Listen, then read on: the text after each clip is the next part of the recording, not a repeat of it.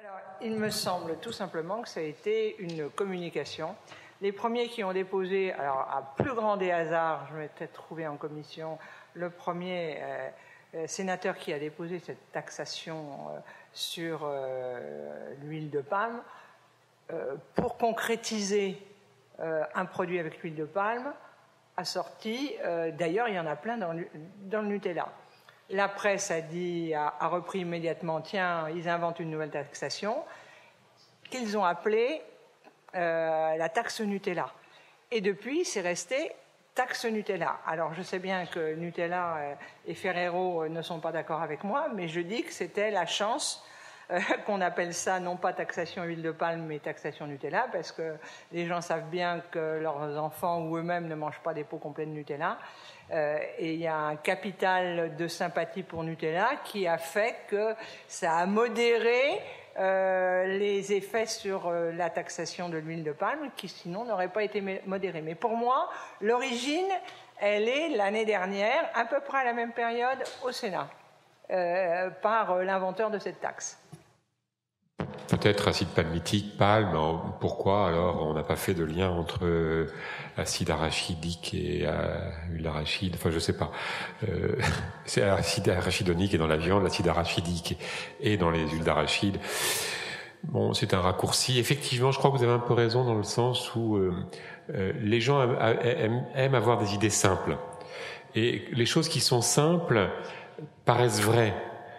Et donc, comme il faut quand même avoir des idées sur la santé et la nutrition, si on peut en retenir une, tant mieux. Et si on est tous d'accord dessus, tant mieux.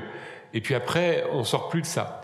Et nous, nutritionnistes, on doit s'efforcer de faire passer cette notion de complexité, de nuance, de modération, de prudence, car ici, dans mes propos, il n'a pas été question de défendre un corps gras par rapport à un autre, mais de dire que chacun peut avoir une place, un rôle. Il ne s'agit pas que l'un prenne trop d'importance. On dirait la même chose pour sans doute d'autres matières grasses.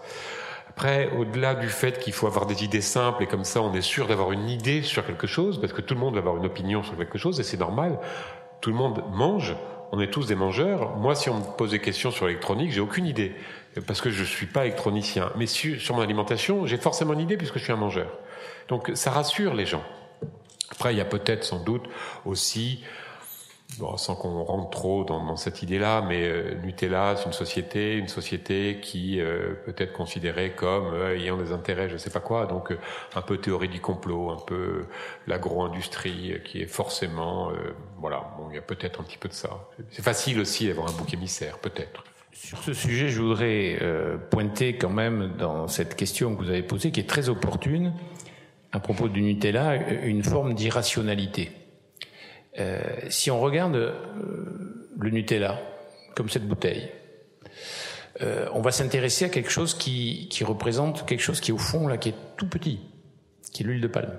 Or, dans une bouteille comme ça de Nutella, la moitié de la bouteille, c'est du sucre pur.